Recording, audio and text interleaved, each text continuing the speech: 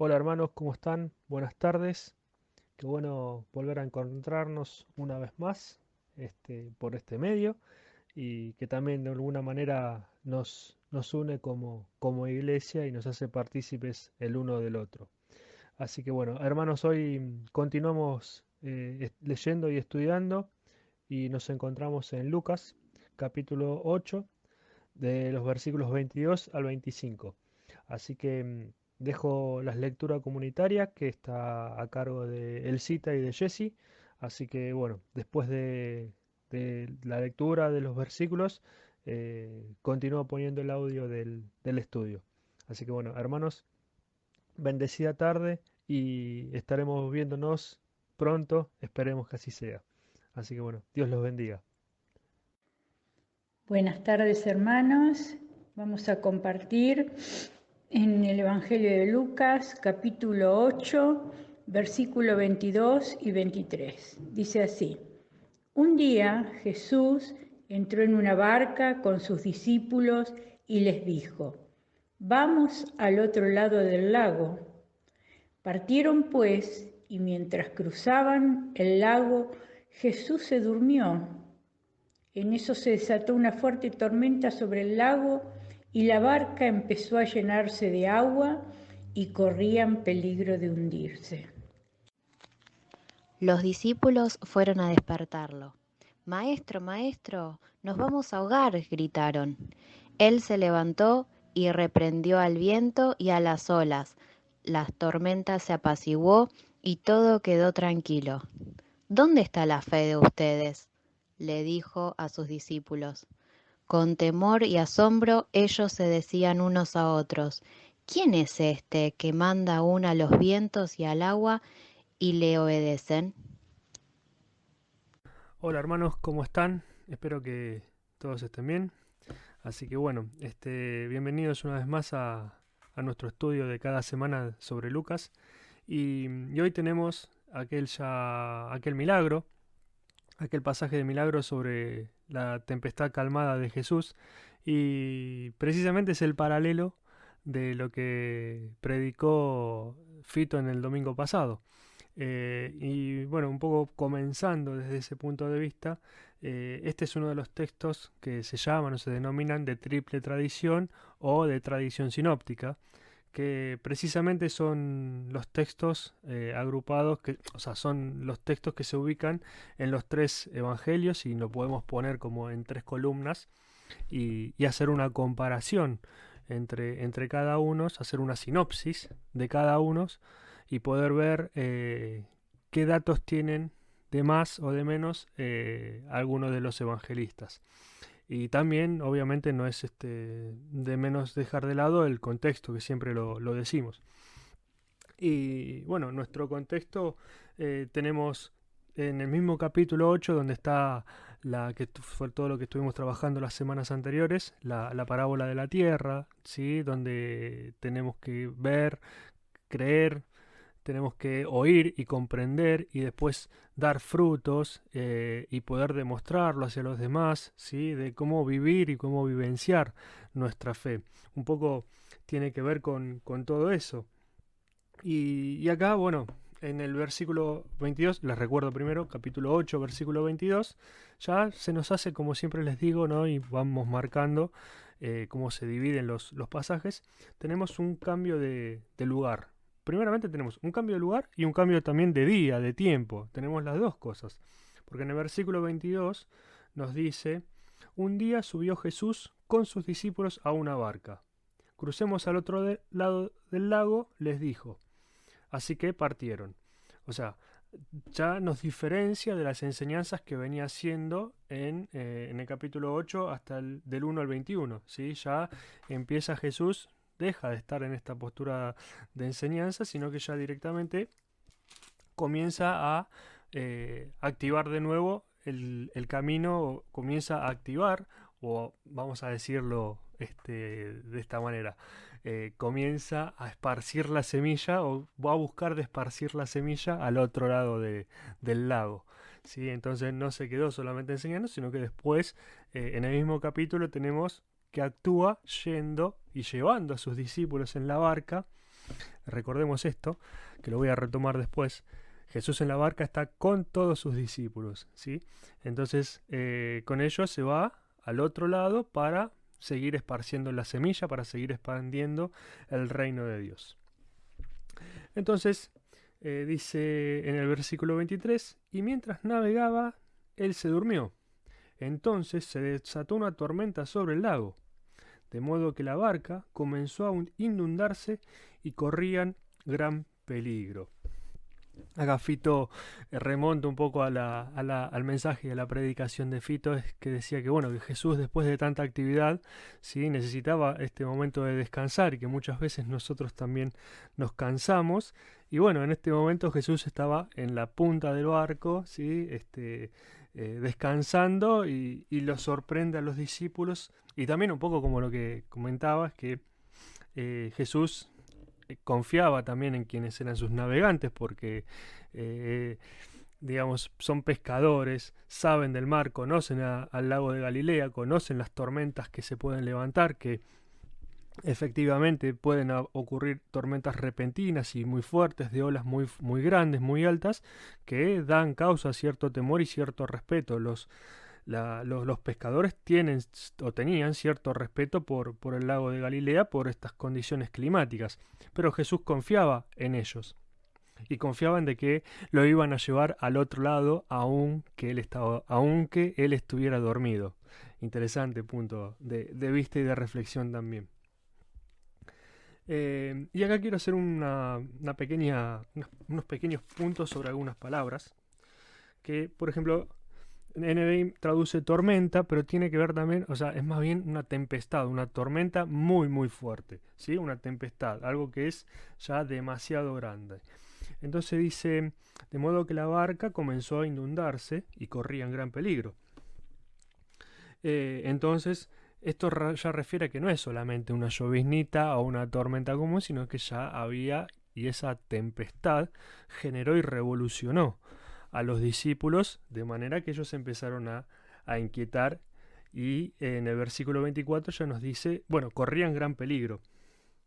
Sobre eso quiero hacer... no, perdón, me estoy adelantando un poquito. Me adelanté un poquito. Listo, no lo digo después. Corrían gran peligro y los discípulos fueron a despertarlo. Quiero hacer una observación que me estoy olvidando, que es muy importante. En este momento también es una parábola, no es una parábola, es una narración de milagros, y se compara con lo sucedido, recordemos a lo sucedido en Lucas 5, donde ocurre la pesca milagrosa, ¿sí? Es el mismo lago, es el mismo momento, en aquel momento el lago está quieto, en aquel momento Pedro le dice a Jesús, Maestro, pescamos toda la noche, pero en tu palabra voy a echar las redes. Recuerden esta palabra, maestro, ¿sí? Y después que ocurre la pesca milagrosa, Pedro lo reconoce, ¿sí? Lo reconoce como Señor, como Salvador, y se postra ante Él, ¿no? Son dos paralelos que podemos tomar dentro del Evangelio de Lucas, o también dentro de los otros evangelios, el poder ver dos momentos diferentes en el mismo lago, ¿sí? Pero hay algo en común, que es precisamente esto, la palabra maestro. Acá nuevamente en el versículo 24, cuando dice, cuando fueron a despertarlo, ¿sí?, cuando se acercaron a Jesús, le gritaron, Maestro, Maestro. Y en aquel momento había les había comentado que habían dos términos para maestro, uno que era rabí y el otro es epístata.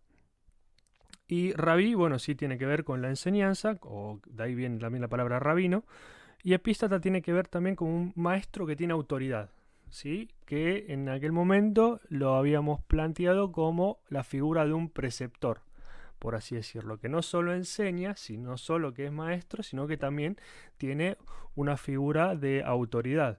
Y eso es muy importante en esto, por lo que vamos a ver un poco más adelante. Entonces le dice, Maestro, Maestro, nos vamos a ahogar, le gritaron. Y en esto donde me había adelantado hace unos minutos. Ahogar.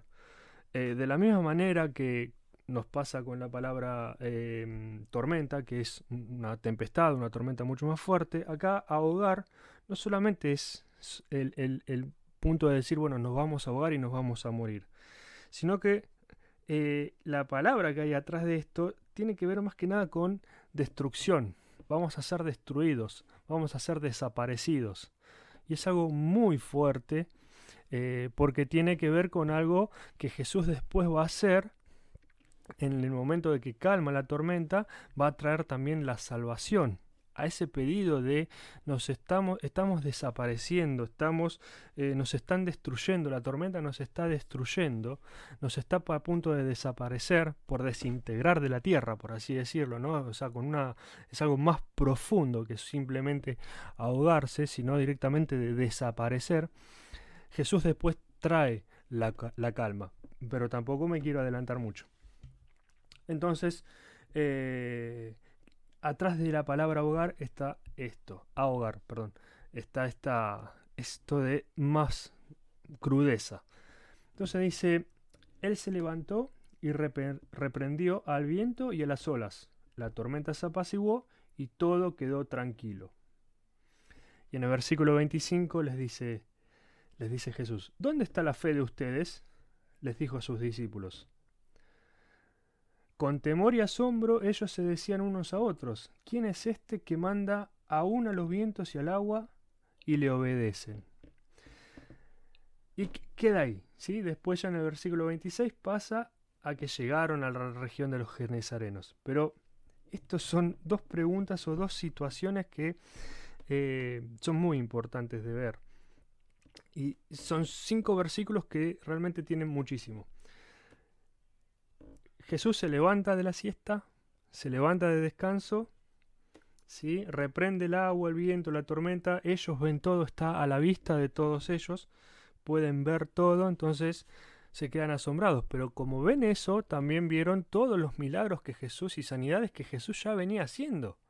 Incluso son los mismos que estaban con Pedro y que estuvieron en aquel tiempo, en aquel momento, haciendo la pesca milagrosa y reconociéndolo, después de maestro, reconociéndolo como Señor.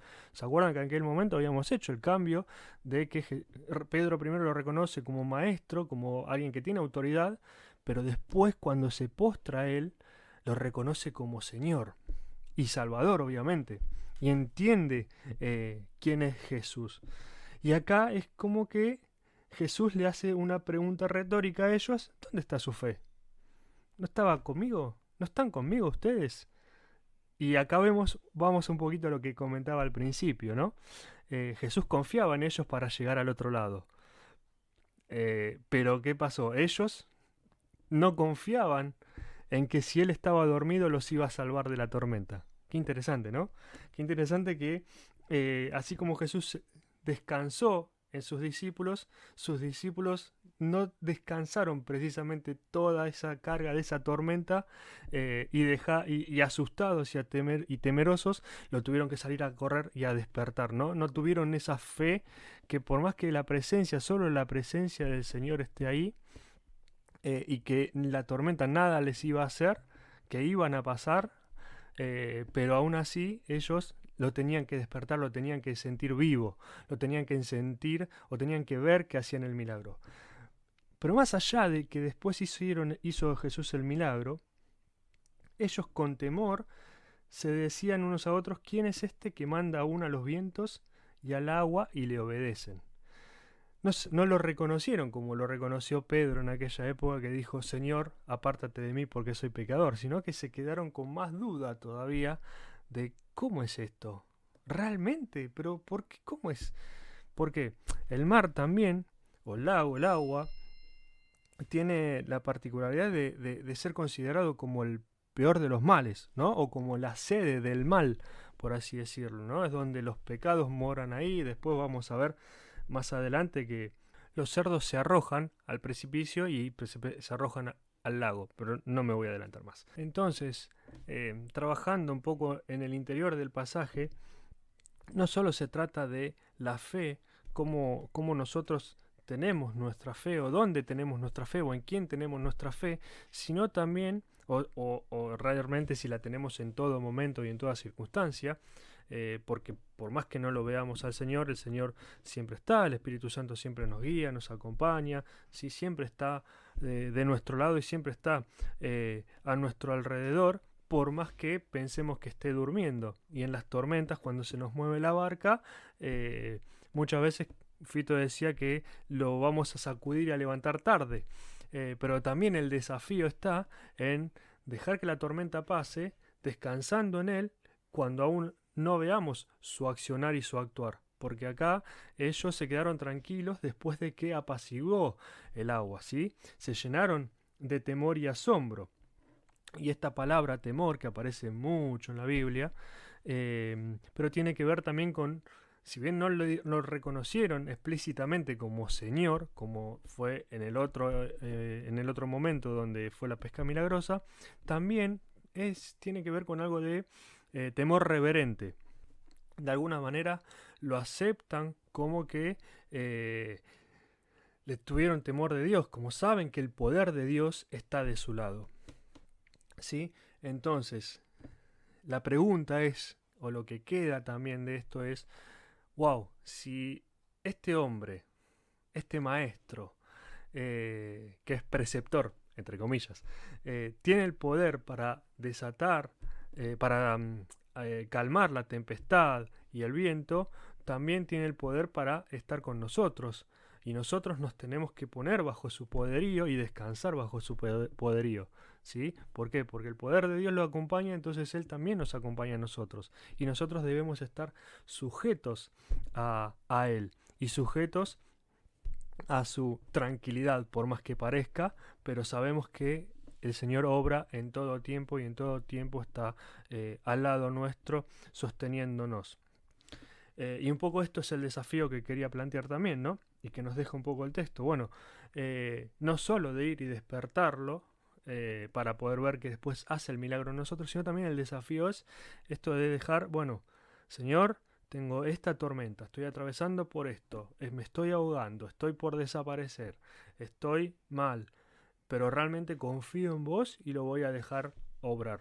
No necesito que me lo demuestres. Quiero confiar y quiero tener fe, ¿sí? O sea, trabajamos la fe desde los dos lados.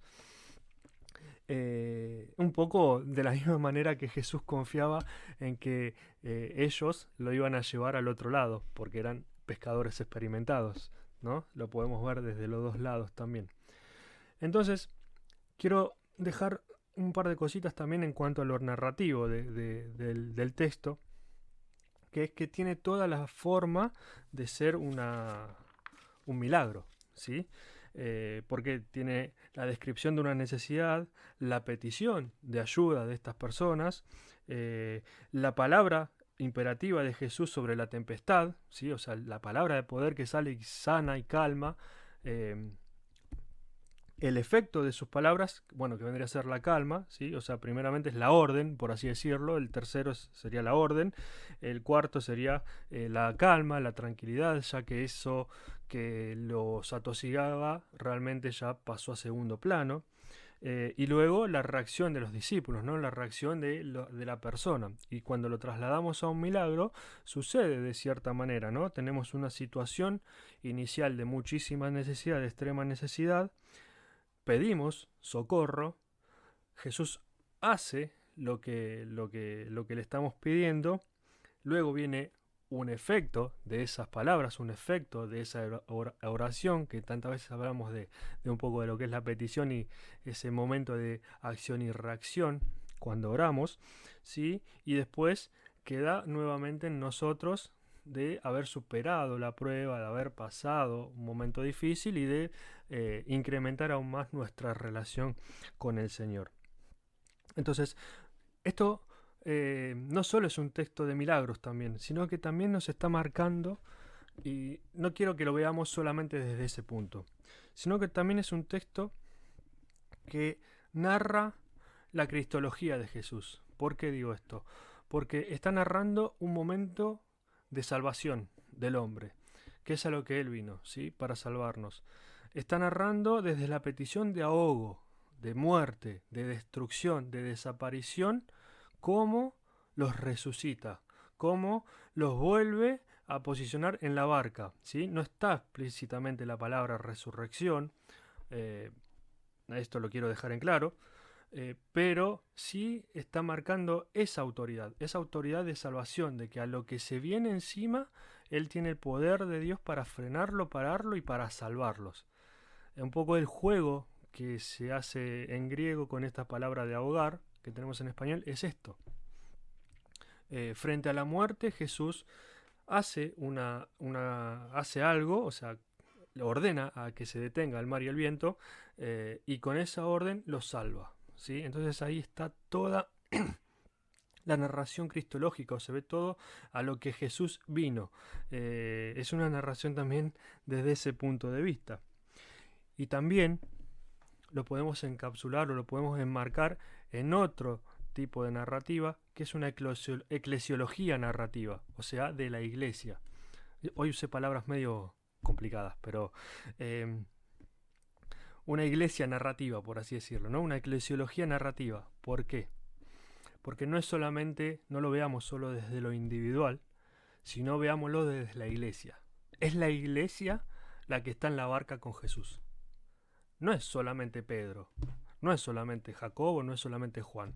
Al comienzo, en el versículo 22, nos dice: un día Jesús con sus discípulos subió a una barca.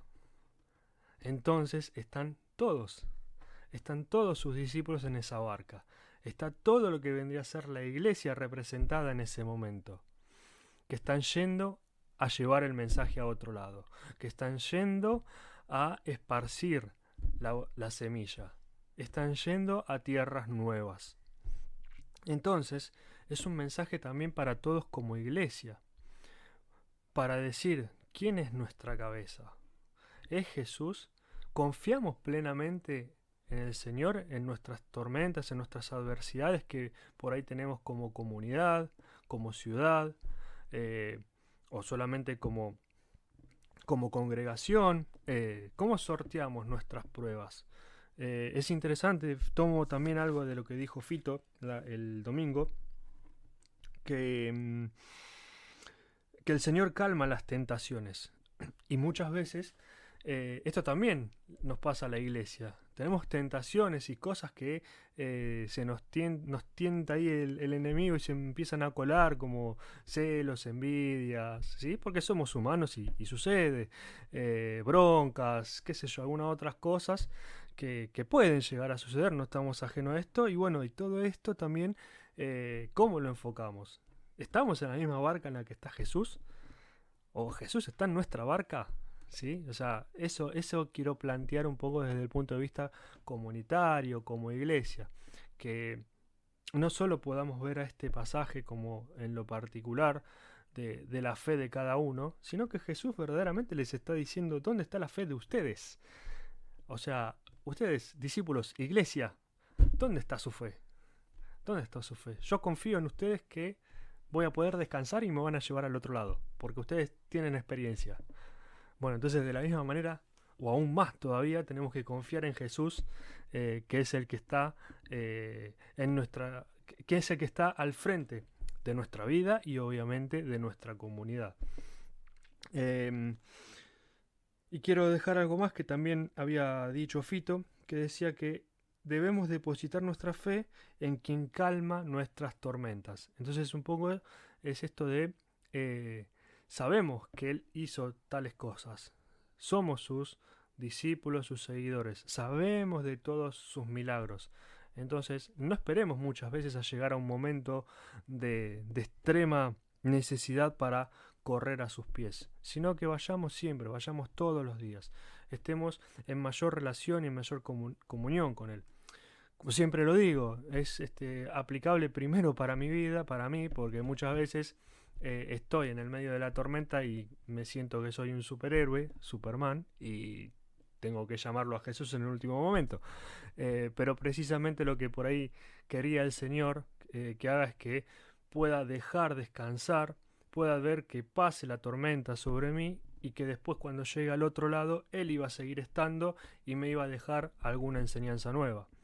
Y muchas veces no sé en lo particular de cada uno, pero muchas veces me ha pasado de decir, bueno, estoy con este problema, con esta situación, bueno, la dejo en manos del Señor y cuando pasa la tormenta, cuando pasa la calma y uno vuelve y hace una retrospectiva y ve para atrás cómo es que sucedió y ve dónde está parado y dice, de esto aprendí por esto, yo sé que acá el Señor me estuvo acompañando y podemos ver la mano de obra del Señor, pero después de que pasó la tormenta, y eso también nos tiene que ayudar porque es un momento de aprendizaje, ¿sí? De superar la tormenta confiando plenamente en que Dios está en la barca con nosotros. Aunque pensemos que esté dormido, solo su presencia, solo su poder está con nosotros.